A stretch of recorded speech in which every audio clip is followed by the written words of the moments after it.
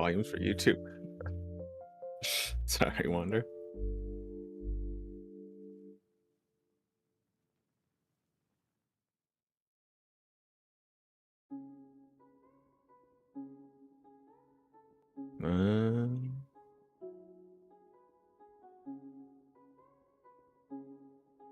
And he's back.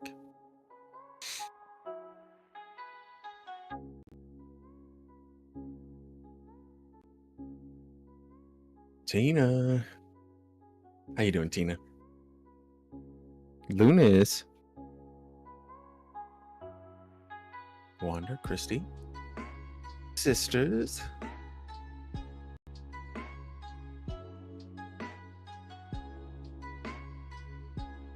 Thank you, Tina. Whoopee. Oh. She's like, ah. Oh. Oh, snugglies. Oh. Lick him. Yeah, lick him. She's such a pretty dog.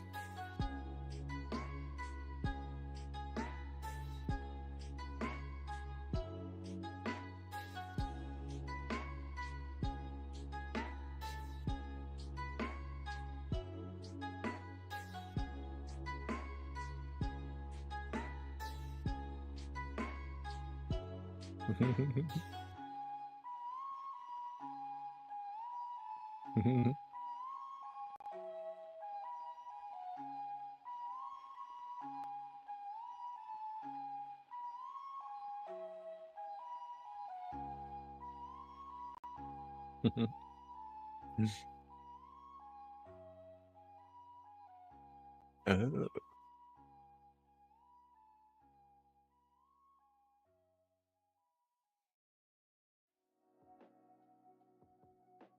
I just ruin everything.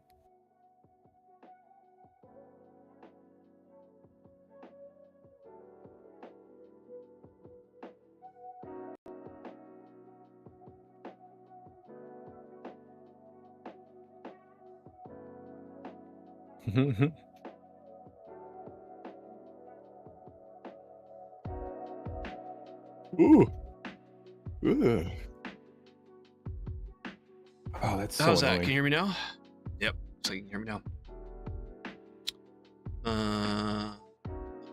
You sound great from Zeno's perspective. Nice, thank you. At least I sound great over there, right? Oh, you know what? Chat's probably not open either. No, it's not. I can still see you staring at me, Daisy. She's like, hello, Daddy. Hello, Daddy, pay me attention. She's just super. Where is A wild Mozzie in rare form. How's it going, dude? What's up, all Noodle? the gold, dude? Sorry. You stop it. I hear you whining. Do. Forgot the shit. Coffee? Oh yeah. I finished it a little too quickly though.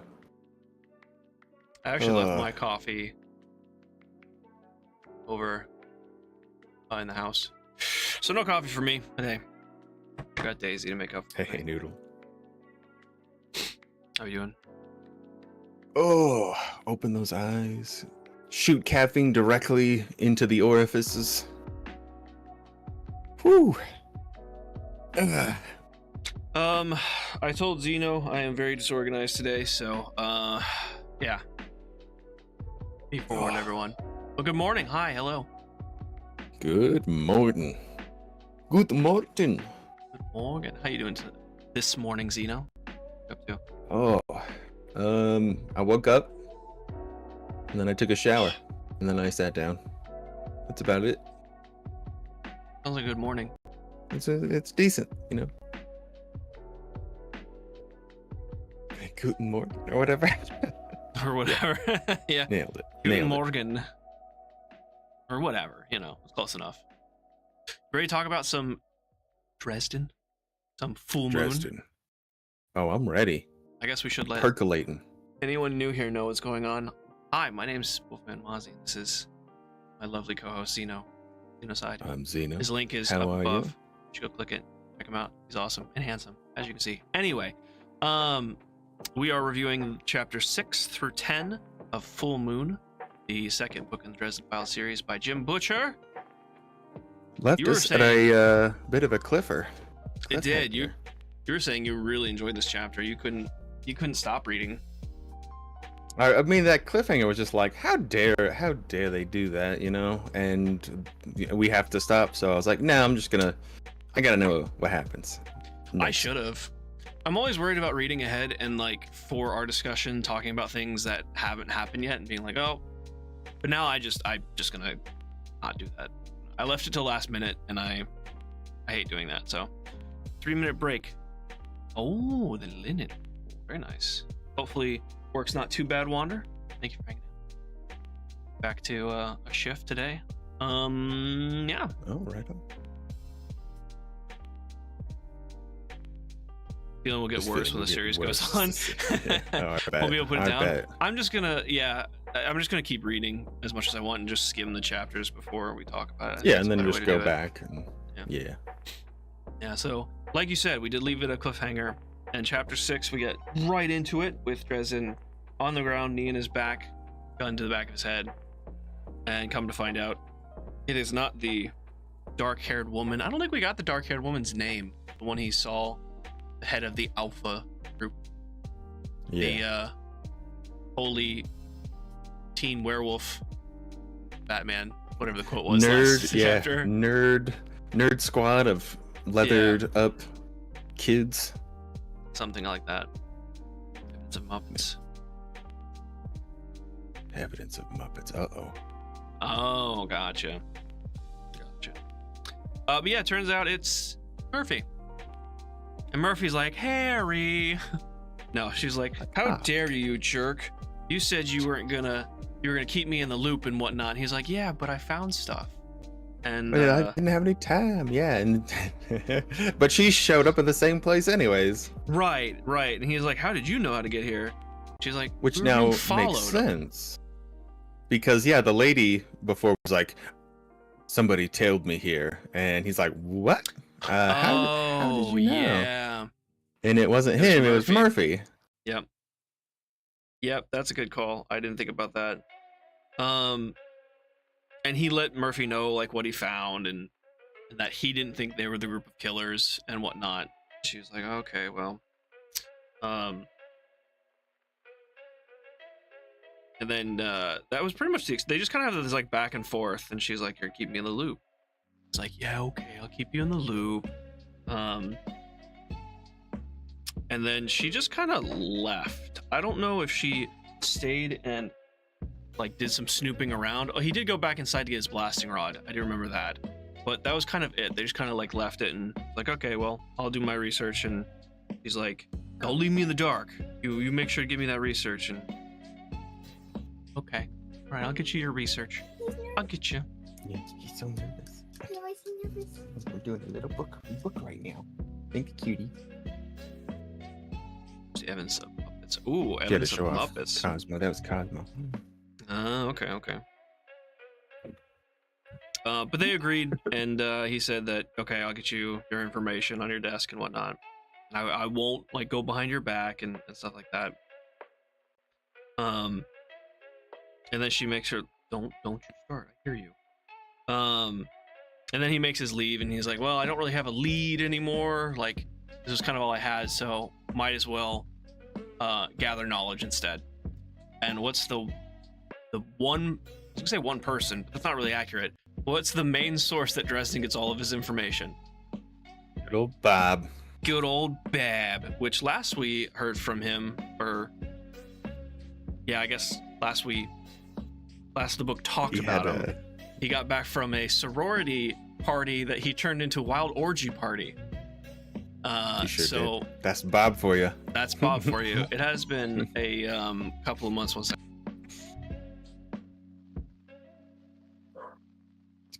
He's gotta handle the biz. I have to calm her down because she's just. Don't you look at me like that. But it's been like 6 months since then. I was gonna say Bob's on a short leash, but I guess within that time, he'd still be on a short leash. But I guess some time has passed. So I bet Harry's pretty upset still about the whole Maybe. incident. Maybe.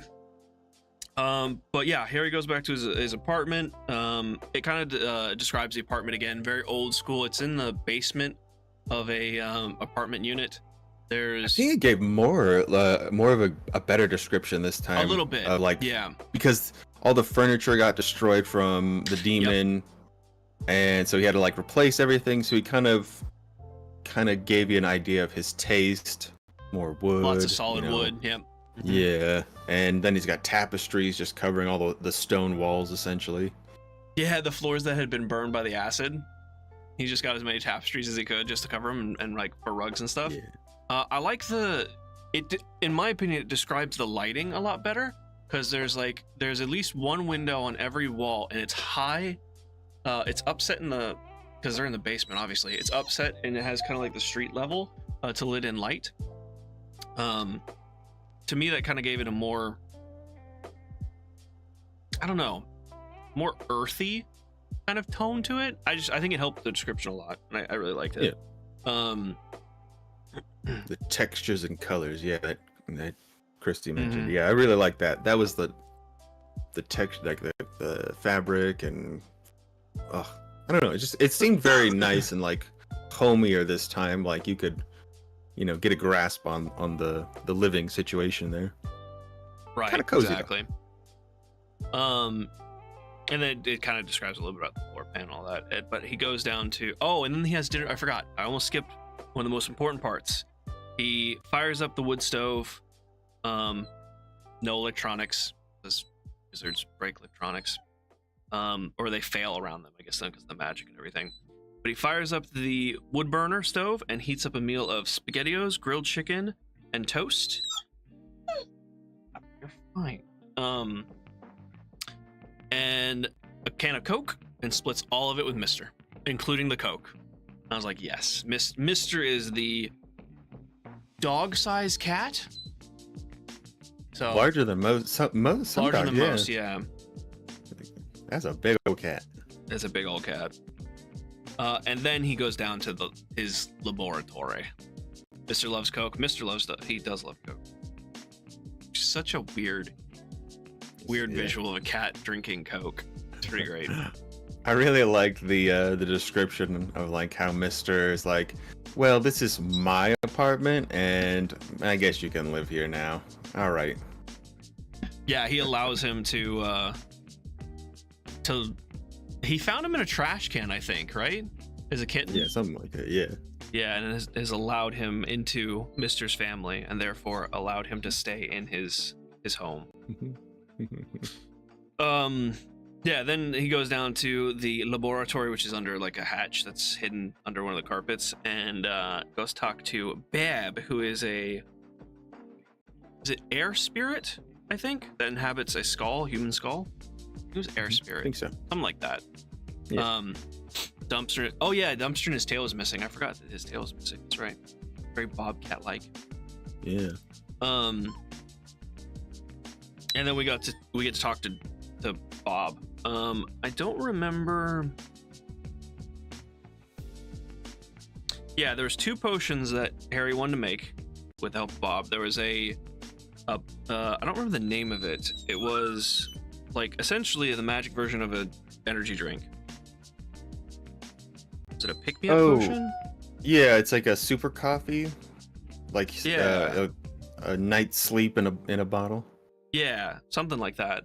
And then a potion, he wants it to make him undetectable from werewolves.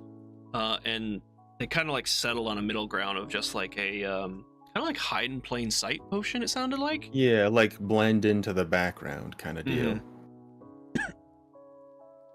Excuse me. And they go through the ingredients, which was really cool because, like we learned in the first book, it's 8 main ingredients: a base, like a binding agent or something, and then 1 for each of the senses. No, that's only 7. There's 1 more. I don't remember the exacts, but he goes through all the potions, all the 8 ingredients, which again were very cool because they were practical. You're like, oh, like it's a coffee like base, and like all a bunch of like energetic things for the pick me up potion or whatever that was called. And then for the invisibility or hide in plain sight potion, it was like water, a blank piece of paper, just something really, really like plain. And I was like, that's pretty cool. It's good, yeah. And while they're going over that, Bob tells us a little bit more about werewolves and the different types of werewolves, which I was not expecting, like a plethora of werewolves.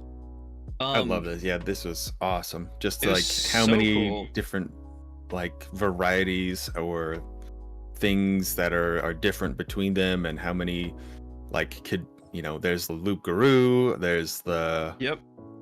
the types werewolf, that the lycanthropes. I'm trying to find the list. I really wish I taken notes this time. Okay, here we go. Hexen wolves, werewolves, lycanthropes, the loup-garou, and those were the only ones. Never mind. Oh no, there's one more. There's the theramorph. There was a bunch of different ones, which was kind of cool. And just the different type. I don't remember what that one was. It's oh, those are anything that shapeshift. Anything that shapeshifts from a human being into an animal form. That's what a theromorph is. Oh, so like werebears, weretigers, werebuffalo, which I thought was awesome. It's like, that's a thing? It's like, yeah, some Native American shaman could morph into buffalo. And I was like, oh, yeah, that makes sense. And very cool.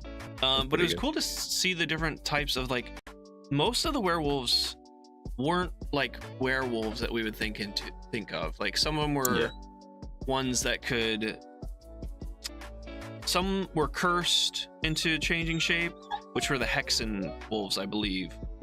There was some that could just change into the animal form, but they didn't gain any of the characteristics of the animals. They kept their own minds, so they didn't have like the heightened smell or the, you know, heightened senses and all that, which I think were just the regular werewolves.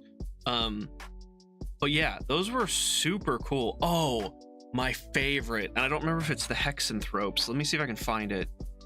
What did you think about the werewolves first of all? I'm looking at this. Very interesting idea. So like already I'm looking at some things like what we gleaned of just like that little group. Obviously they were wearing all these leather spiky bands, which made me think maybe that is the item that's magically enhanced to let them transform in some way, and that's why they're wearing stuff like that, because it just didn't seem like it fit them as a person, but they're wearing all these spiky leather bands. So that's one thing I'm kind of like, maybe here we go, we got a little bit of that. But like, and what is the lady though? The lady she wasn't described like that, so maybe she's something different. And maybe she's the one that's the powerful sorceress or whatever that's to have these abilities to transform. I'm not sure, but I'm not sure which werewolf it is, but one of them, someone turns them into the werewolf, which Harry says that's transmogrification, which is illegal. It's under one of the laws of magic. You're not allowed, if you transform someone into an animal, it destroys their personality. Oh, this is permanent transformation, which is illegal under the laws of magic. That was interesting. It doesn't say which law of magic that is. At least I don't see it. But we're getting bits and pieces of the laws of magic. But great. But yeah, in the case of them using like an item to transform, then it's not. At least what Bob says, since they're using it. Right. If it's them using it, then it's fine. But if you destroy someone else's physical form, then that's that'd be pretty messed up. It says that the real demons was to make a deal with the the most common way back in France was to make a deal with a demon or a devil or a powerful sorcerer. You get a wolf hide belt, put it on, say the magic word, and whammy, you're a werewolf, a Hexen wolf. So okay, that's the one with the item. I was wrong. There's one in here that was my favorite. Go ahead.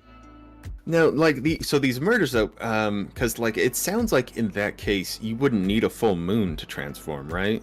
Right. So it doesn't sound like that's the case. So it doesn't sound like this would be what we're looking for, because whatever it was went on a murder spree.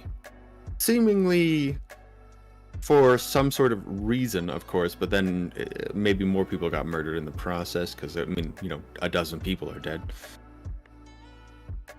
And he does get to the point where he's like, so what's happening, Harry? And he's like, one of the more dangerous ones, he's like, I mean, you'd know if it was this one because you know, there'd be like a dozen people murdered. And he's like, yeah, we have a dozen people murdered during a full moon. The lycanthropes are funny because it's, he said, Harry says, isn't that the psychological condition? And Bob replies, it might also be a psychological condition. It's the one that you mentally turn into the beast, but not physically, which I thought was pretty cool. There's all these different flavors. Yeah, Celtic Berserkers, whichever one, and that's what I can't find. Whichever, he was like, have you ever heard of the Celtic Berserkers? Yeah, those people were this kind, and they were like bloodthirsty and just rampant. I don't remember what they were called though. I can't find them on the list. I wonder if those are the ones that he was like, the bad of the bad. Hey Wacky, how you doing? You are an absolute stallion. Hey Wacky, Book nerds. Book nerds. Hey, thank you so much for the 5. Appreciate you. How you doing today? We're nerding out, my bruh. Yeah, I can't find the name. I'm not gonna waste more time on it, but there's, I think, yeah, just like the psychological as well as the lycanthrope. I think. I mean, let's see, because that's also a psychological condition. Technically, he says if like, it was a looper, you know. Oh, it's the Loup-Garou. That's the one. Yeah, the Loup-Garou is the fierce one. Which I find it interesting that the killings are called Lobo killings. Yeah, it sounds very familiar, like very similar. Already the wolf. Yeah, Lobo killing. I was like, that sounds kind of the same. But no, stop it. But yeah, then he tasks. He makes a deal with Bob to go find more information, and just like the first book, he was like, "Well, will you let me out for 24 hours?" He's like, "No, look what you did last time. Of course not." He's like, and then they finally settle on a deal, and he scampers off to find more information. But I just thought that was so cool. It built so much more of the magical world, and like, oh, and the Hollywood thing got brought up a couple times where it's like, do silver bullets work? He's like, you need to stop with the silver bullets. Like, yeah, is what was the other one? Not everything needs silver bullets. Yeah, exactly. He's like, no, that's just Hollywood. Stop it. But he was saying, for the Loup-Garou, you would need silver inherited by an ancestor. Yeah, inherited by an ancestor. So it's like in the family. Like, wow, that's pretty specific. That's very specific, which makes me feel. And he already confirmed. Bob already confirmed that it was a very old type of werewolf. It's ancient magic. So the fact that it would be an ancient like thing that have to kill them, then you know, inherited silver. Yeah, exactly. Very cool. Very cool. You stop it. Smoldering. He does. Right? He does. He'll smolder you. She's telling you to be. No, she's telling me that she wants out of this room and she's not getting out. Staying with me. Settle down. She's a I brought cutie. you treats and everything. She's a cutie. She's just being a little brat. A little ornery brat. So yeah. No problem. And then we get to the part that you were asking about the other day. Had I gotten to the headquarters yet? Do you want to take this one over? He gathers up all that information, puts it in a report for Murphy, and then needs to deliver it to her. So Dresden, of course, heads over down to the police building, which we get a nice description of that as well. The big, we did actually, yeah. Big stone building. Kind of a I mean, in the middle of, you know, the upstanding building, it's just you know, it's just there, and I can kind of see that, you know, in a Chicago city area that's kind of rough, but there's just like that police building there where the police work gets done, and heads on in, of course, and this guy, so he doesn't get a guy running at him this time, at least. He runs into our FBI agent, Yep. I forget. Well, his- he ran his into one name. person before him though. Oh yeah, he's Susan. All right. Yep. He runs into Susan first, which Hey, no apologies, Wacky. she's It's all good, just man. she's You're not just causing a disturbance. cutie. She's causing a disturbance. You're fine. Yeah, you're fine. Wacky. It's all good. Absolutely. I appreciate you, dude. We But love we're here your for interactions. Yeah, your interactions. But yeah. So Denton is the FBI dude. Thank you, Christy. And but we run into Susan first on the stairs. And of course she's all trying to get more information out of him, like she does as a news reporter.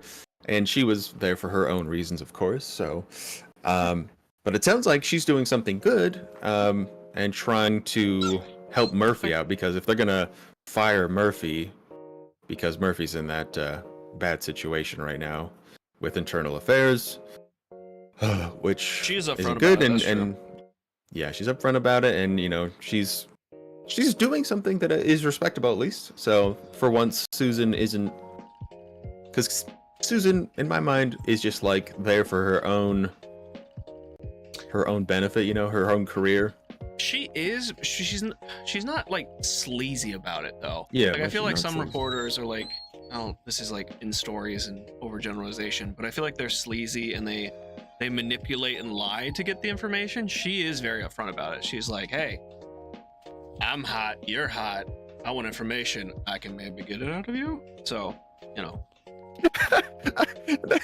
That is perfect. Maybe Maybe. I love that. Yes. Maybe with Tango Daisy, huh? She has no idea I what's love it. What's up, Emilio? Goodness. But, Emilio, hey. Yeah, and then he runs into Denton. Whole different exchange than the first time we met him. Really? Yeah. Like a whole night and day. Like he was a jerk. There's some other words I'd like to use for it, but he was kind of a not very pleasant, not a very savory person. No, he wasn't. But that was a different scenario. He was out in the field amongst his people, in a place that he needs to be the head of. He needs to be in control. Yeah. And this is more alone, because he does check like the hallway multiple times, and like they're alone. It's one-on-one, and he's very much just like, are you for real? Kind of gauging Dresden. At least that's how I felt. He was trying to gauge Dresden, whether or not he could trust him, whether or not he could, trying to figure out what Harry's intentions were. And then they had this exchange. What did he say specifically? Oh, he told him like, oh, you go, or sorry, Denton said, oh, are you going in this way? And Harry's like, yes, I'm bringing, you know, he saw no reason to lie to him, so he's like, yes, I'm bringing Murphy some information about werewolves. And he's like, okay. And he's like, you don't want to go in there right now. Well, he gives him the reports, or essentially, because he's like, he stops him from going in, puts a hand on his chest, and he's like, no, internal affairs is in there right now with Murphy, and it's not going to look good if you go in there. And it's seemingly like maybe he's trying to stop him for another reason, but it turns out like he seems like he's being a straight shooter, and he's actually trying to help out Murphy because she is a good cop, like she's clean, like he says, and it's like, you know what, if you go in there, it's just going to cause more problems. I'll take the reports for you. And hands it over, and he, you know, looks at it. He's like, can I look at it? Okay, yeah, go ahead. And he looks at it, and he's like, are you serious? Yeah, I'm he's serious. like, okay, I mean, I don't know if he thought he was lying or what he'd expect to see, but he's like, okay, yep, that's werewolves, I guess. And then Harry says like, what are you not telling me? You're not telling me something. He's like, what did he say? He said something very specific. I think it was just like, I don't know what you're talking about. And then he's like, do you understand? I don't know what you're talking about. And he's like, oh, he's trying to tell me something. I have no idea what he's trying to tell me. Yeah. But he's trying to tell me something. He's trying to tell me something.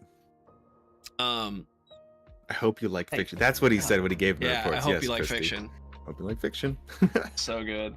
But he's like, I'm gonna give it to Murphy. Go ahead and call her from the phone down the hall. And And he does, and he hears the exchange, and Murphy obviously talking to the internal investigator, and trying to be coy. We had a Turkish guy do your hair and beard. Ooh. That's sassy. Yeah, let's see it, Wacky. And that was pretty much it. He's like, all right, well, it's been delivered. It sucks that we don't have our face-to-face. Like, we don't have our witty banter. Harry and Murphy back to back. Back and forth, I should say. Oh no, I have the wrong picture. And then he goes out to his car, if you want to pick that up. I need to fix something real quick. I just noticed. Yeah. So he goes out to his car, and when he heads there, he gets into the Bug, the Blue Beetle, and the red-haired FBI agent comes over to the car, and kind of is nervous, looking around, and doesn't want to, be seen, I guess, talking to Dresden, and is like, "Hey, man, I really just, are you for real? Like, are you?" And he's like, "All right, well, I'll tell you the same thing that I tell everybody else that asks, try me and find out." Like, that's such a good answer. I love it so much. He's like, Agent Roger try Harris. me and That's find okay. out. That's okay. Yeah. Yes. Thank you.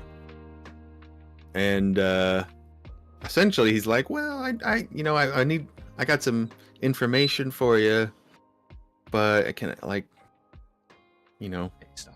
what exactly was it, Ian? He's trying to keep it off the record.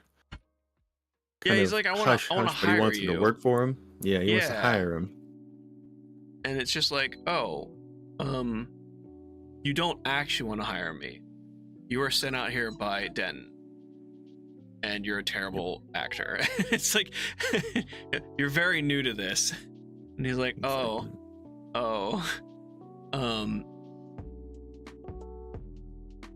okay, sorry. One sec. Oh, you're good. And then he This tells him, exchange, like, hey, you should go down and check out this, down by the beach, you should check out this gang called Street Wolves, I think was their name. Yeah, the Street Wolves, and they're some sort of biker gang that hangs out around there. That may have something to do with it. That was one of their leads, but they couldn't check it out, essentially. And he's like, "Well, how about you?"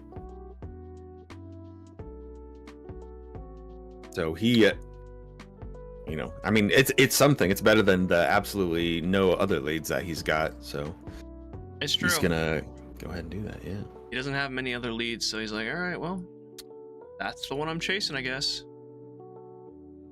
Which this There we one, go. this one's this is rough. This would be Okay. a pretty scary interaction. Sorry. Fixed. We're good. Yeah, so it feels like Dresden's just going lead to lead to lead. He gets a lead, he loses it. He gets another lead, he loses it. And he's just trying to fight. Was it the same way in the first book? I guess kind of. He was always- It was very there was a lot of things that happened to him, like when something else was happening, something else happened, kind of deal, which was pretty good. Then he had like the ferry and stuff like that. And this one, yeah, I mean, we're going along the same things, but it's pretty hard to, track something down that's not, if it's not a full moon right now kind of situation, Right, that is true. He only got like specific information, and then it's like weeks until maybe a possible next killing. So he is on a clock, but it wasn't like, or at least not yet. It's not like a rush, like I have to do this by tomorrow or I'm dead. So it just feels like he's just following breadcrumbs, which isn't a bad thing. Don't get me wrong. It's just a kind of different style from the first book. But anyway, he follows up the lead, goes down to the block from the 49th Street beach, where there is a garage that these Street Wolves hang out, or that's their headquarters. What is it called? It's so good. Full Moon Garage. Hey, you. He's back. Full Moon Garage, which just like all of it's just like, you probably shouldn't be here. Like, this seems very risky. because these people might be werewolves. They probably are werewolves. Oh, and also, the FBI agent, I think it was the FBI agent, said like these guys are like no joke. Like the other street gangs, or Like, the they other gotta, biker yeah, gangs they're scared do of 'em, not yeah. touch that. Yeah, they're scared of them. These guys are. Ugh.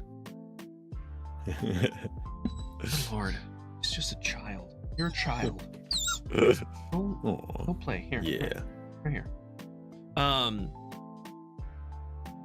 BS. But Pretty yeah, much. so he goes into this play like, oh, already kind of sketchy. They have a reputation. These guys are no joke.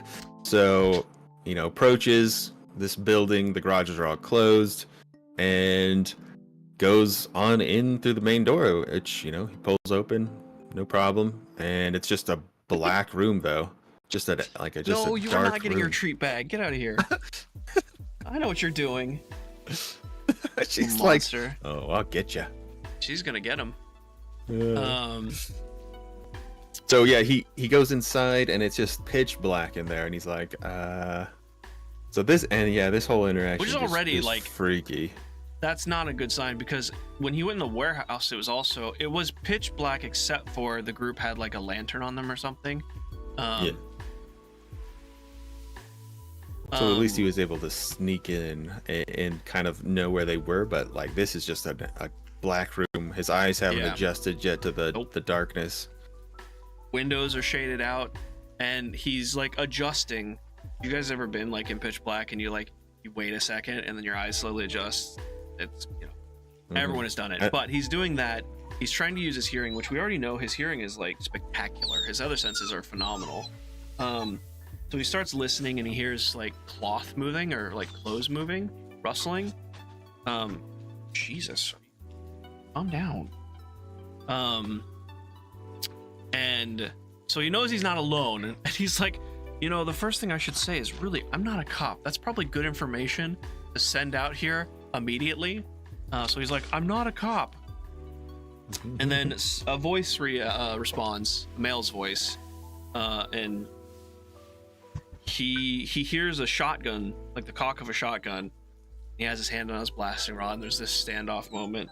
And whoever is talking, the male person, knows way more than I expected, and Harry did too, because he's like, they asked, he told him like, you're with the cops, and he's like, no, I'm with Johnny Marcone, and he's like, no, you're not. That was a story made up by Johnny Marcone.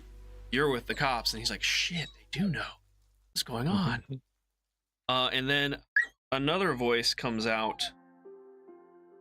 I think it just says kill him, like immediately. I think that was the initial response, or is it something else? Yeah, that's pretty much what all the other voice said. And what was the other point? So they knew who he was. They even knew he was a wizard. They're like, we know you're That's kind true. wizard.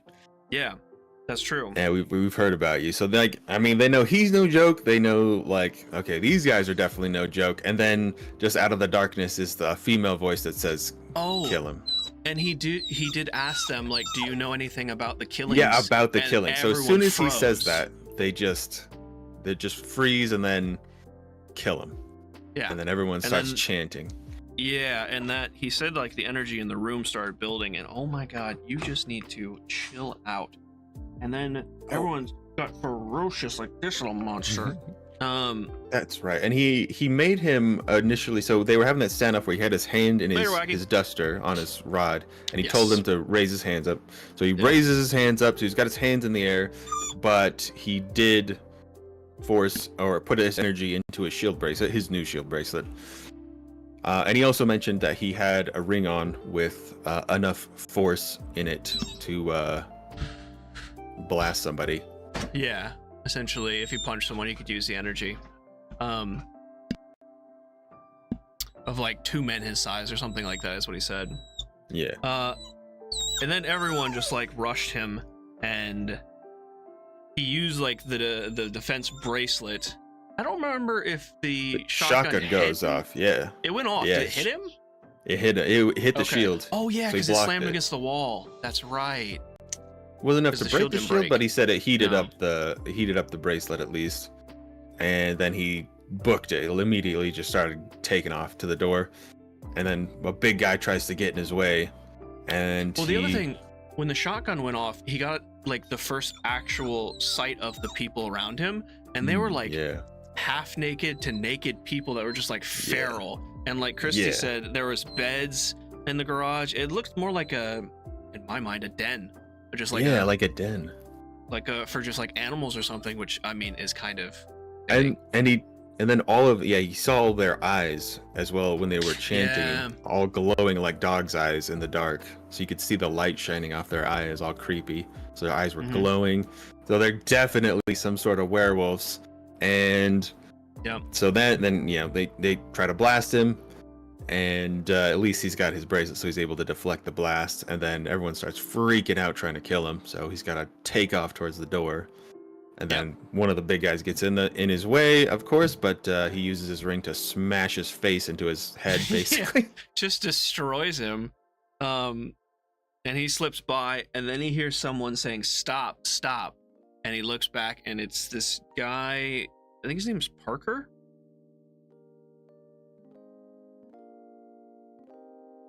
Basically, the old guy who's the head of this group. Yep. Who has the shotgun. Yep. And is holding, like, he's fending, which is interesting that he didn't, maybe he's older, he's more practiced in like suppressing that werewolf primal urge, maybe. But he's fending off the savage ones, giving Dresden more time. But in that moment, they lock eyes and they soul gaze, and Harry gets more understanding of like kind of, I don't want to say his condition, but like his anger and like all of that. Yes, it's Parker. Okay, cool. Just want to make sure. And just exactly like how, like what they're feeling and their feralness. But also in that, he learns that they're not the killers, or he didn't know anything about the killings, I should say. And then of course he said, like, Parker obviously saw into his soul, and he doesn't know what he saw, and he doesn't really want to know what he saw. But in that moment, they had a like disconnection. That whole situation where he realizes that Parker is like, I just got humiliated, like, and he's gonna have to kill him because he's the alpha, and whatever this female voice that has sent this ripple of ferocity towards Dresden, like, is that's interesting in its own right. So we have like this female voice again, who seemingly, he doesn't get a soul gaze, he only gets this Parker guy. So maybe there's some sort of, connection in the background where this lady has something else to do with it, because she wanted to kill him immediately. So that's kind of my thought. And again, we have a different person, and this Parker guy, obviously he's not a part of it, at least because he knows nothing about it. But he's the older alpha, so maybe he's losing control to this other person, obviously. And now he's got to kill Harry. That's like Harry sees in his eyes, like he's gonna have to kill me, or he's gonna get killed essentially, and lose his whole thing. So lose his alpha status or his head leader of the pack status, which equates to him dying. Yeah, it's a tough situation because he was just trying to protect his people, and like just Harry coming into this place and riling it up like that just caused this guy's essential death. It's like, wow, okay, that's. But he's gonna have to kill Harry now. So now Harry's gonna have to, like, is now on his toes that somebody is going to be coming after him to kill him. Right, and I mean, on the drive back to the office, Harry is like, how could I be so stupid? That was so stupid.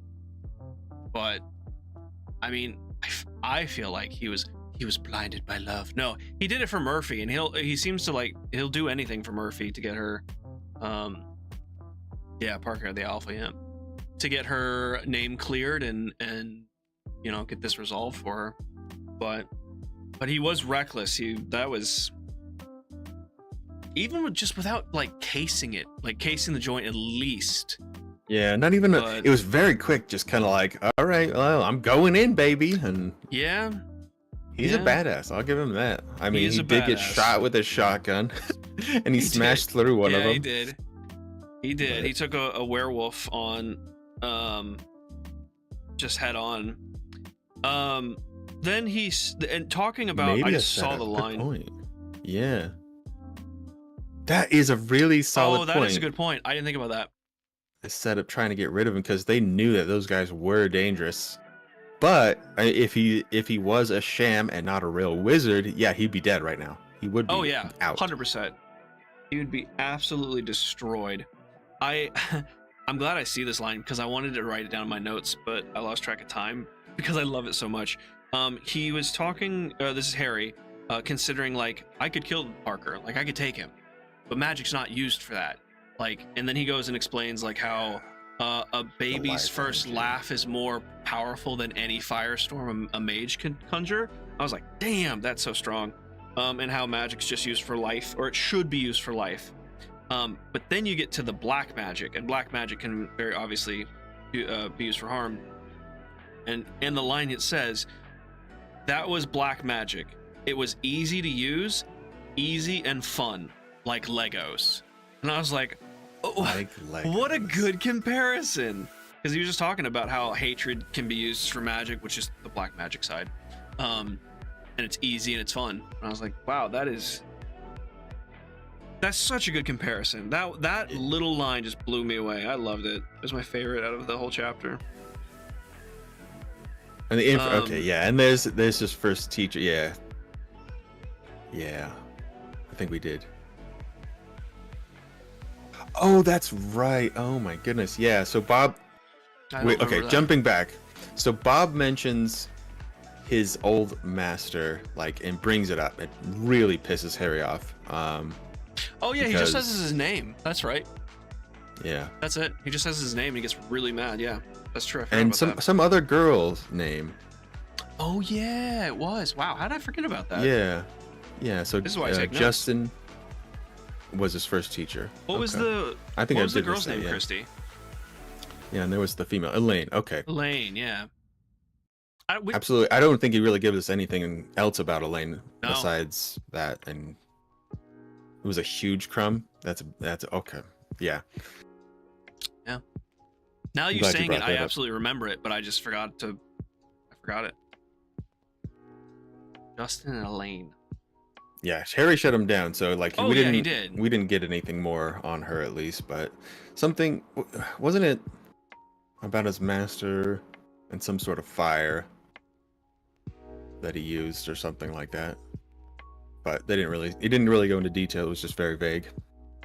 It's like when we talked about those crumbs. We keep getting the crumbs of the information, not the whole picture. Not yet, at Yeah. least. But I did forget about that crumb. Yeah, about killing Yeah, him. we. Well, that's all he said, though, right? Because we already knew that Harry had killed his master. Now we just have a name. Yeah. Yeah, that's why he was being watched by the council. Yeah. Mhm. We also know that now that we know his name, Justin is the one who put the man who put the curse on him, which is like a bounty The hunter assassin. curse. Yeah, Yeah. assassin. It was called like the man who walks behind or something like that. Yeah. Something like that. That's I somebody. forget it Yeah, they mentioned in the first one. Mm. That is just that whole thing. Yeah, because it's all just assumptions He at who this walks point. But I behind. mean, but yeah, it's so good. We don't know yet. It We is don't really know. good. It's such good writing style. It's just those crumbs that leave you wanting more and more. That's like I was saying earlier. I had a really hard time focusing reading this, so I think I missed that part. Oh I no, remember- no, like I remember him Me bringing too, the at name this up, point. but I missed the connection. It does make you wonder who Elaine is, though. Was it his mom? Girlfriend? Lover? well, he didn't know his mom, so I don't think it was his mom, because she died in childbirth. Did she die in childbirth? That is She died when that's he was what young. he said. That's what he said. I didn't remember him saying that exactly. I thought he just said that she passed And his before Yeah, so- his dad came back. Might be misremembering it. You shall not be named. Yeah, I You think shall so. not be She named. died in or supposedly she died in childbirth, and his dad died of an aneurysm, a brain aneurysm, Yeah. in his sleep.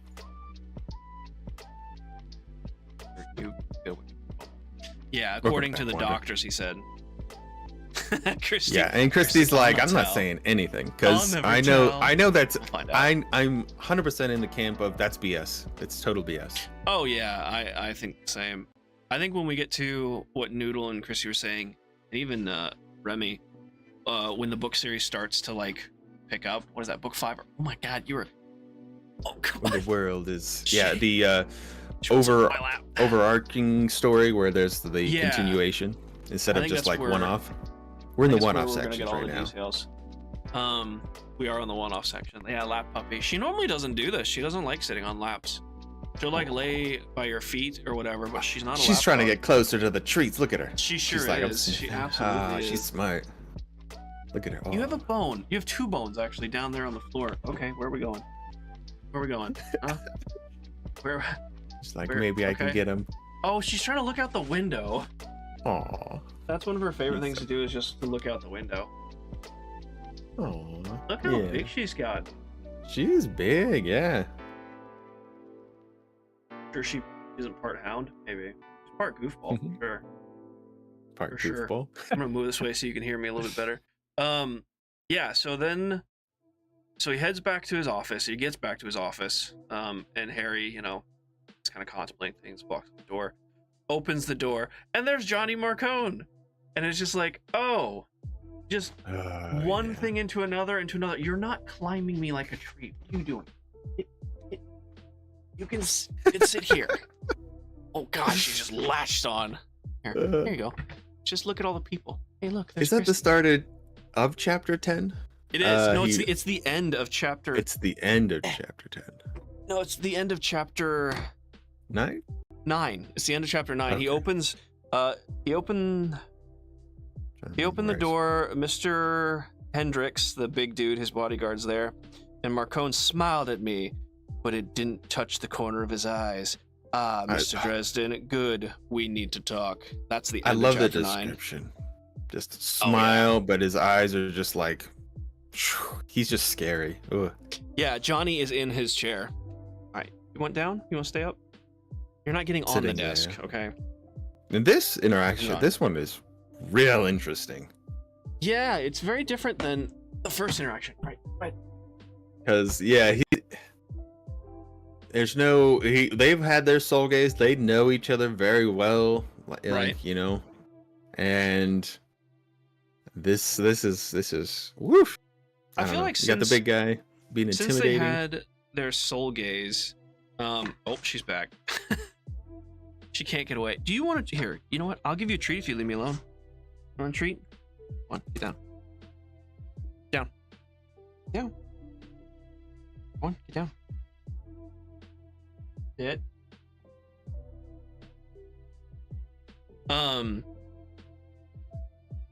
I completely lost what I was saying.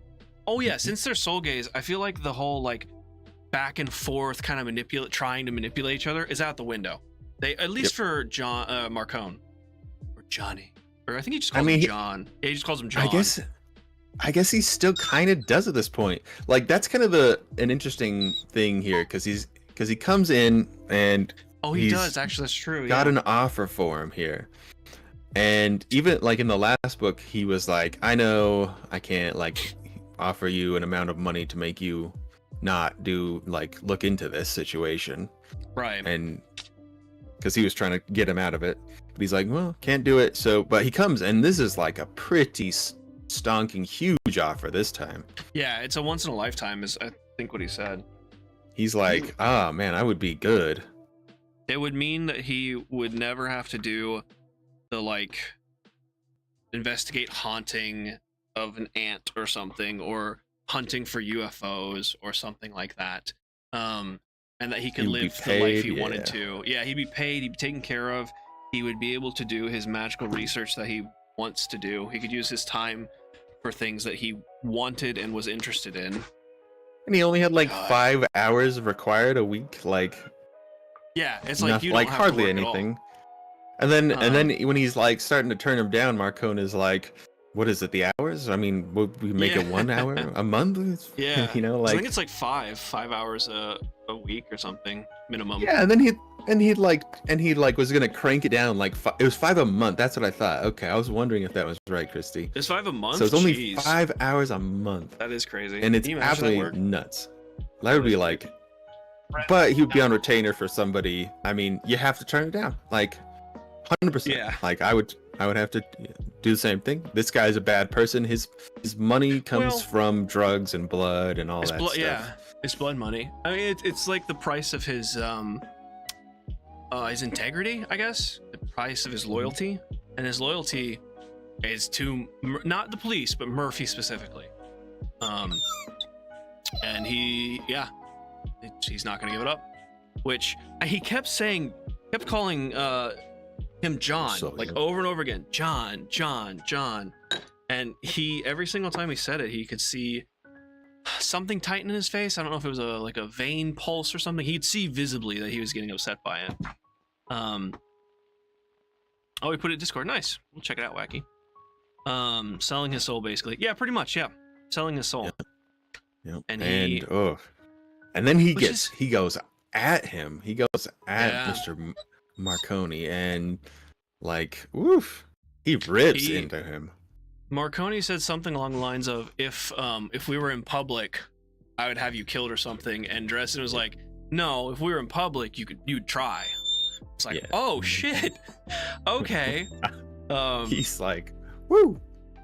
It's just- interesting though. Yeah, he just Because- reams him. He does. lays him out bare. Like, you are a scumbag. It doesn't matter. Like, you have made the city like a little bit less chaotic, sure, but you're still the one that's making all the criminals. You know, they make tons of money because of you, and all. And like, Yeah. Oof. You're still scum. Like, even if you're a businessman or the what is the saying? The best of two evils, something like that. If you're the best of the evil chaosness, because he does say like crime is chaos, but with me it's organized. It's not chaos. And he's like, well, it might be organized, but it's still crime. Like, there's no difference. But it's interesting that lesser of they two have the evils. soul. Yeah, that's what it is. Lesser of two evils. Yeah. Also the devil, devil, you know. you know. Exactly. Yeah. Exactly. They have had this soul gaze. So Marcone knows Dresden better than pretty much anyone, or most at least. So in something that he saw in Dresden, I would think made him believe that Dresden would maybe take this deal. But Maybe, but I think also maybe his fear, let's say, because he's scared of this whole situation, this werewolf thing, oh, that's true. Yeah. and he's actually afraid of it. And he's like, Mhm. I need a bodyguard that, you know, can take care of this, and he knows Dresden can do it. Because So his bodyguard was his bodyguard's out. a big man. well that That's one, a but big in the boy. first book, his third bodyguard, Gimpy, was bought out by Yep. Victor. The And second Spike one is was torn. dead. Yeah, torn to shreds, and like you said, he's a big dude. So Johnny Marcone needs someone to protect him, and Dresden has proved to be able to handle most things. So it would make sense, and that's a good point. The fear probably drove him to try and make this deal. But yeah, after that exchange, he said, "You've made an enemy of me, and you. That is a mistake." And it's just, oh man, it's so tense. And also, Christy said it earlier, and I just forgot about it. I just remembered. He was sitting in Dresden's desk chair, which is also Yep. super disrespectful in your own office, and just kind of like not a good way to He's start like, off. get out of my house, like get the hell Yeah. out of here, like straight up. And he was not like, so this was a funny part. So when I picked up Alex from school, and so I was like, all right, I'll listen to the audiobook on the way back home while we're driving. And this is like the only part of the book where he like starts cursing.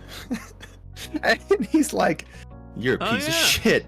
And my Yeah. kids are in the car, and I'm like, oh That is boy. true. I didn't think about that. Like, he hams him. Like, he lets him have it. He had a potty mouth, yeah. He did. He got him. We Good. do, and that is definitely his rage, because as soon as like he leaves, Marcone leaves, and his bodyguard Hendrix leaves, and he slumps down on his desk. Harry does, and is just visibly just shaking. He puts his face in his hands are shaking, and it's just like, the way I read that, it wasn't out of fear, it was more out of rage. Maybe a mix of both actually, but I think it was Christy, mostly just rage. I really like Mr. Marston reading. He's got a very smoky voice. I don't remember which book I listened to, and I don't even know if it was the full book, but I have listened to him because I remember him reading the book and it being really, really good. I should rent one of them just to listen to it, because he's a really good reader, storyteller. Yeah, potty mouth, exactly. The potty mouth. But he did. So Marcone did give him the a little bit of information. That's what I was looking for. Yep. And what exactly is that called again? This project.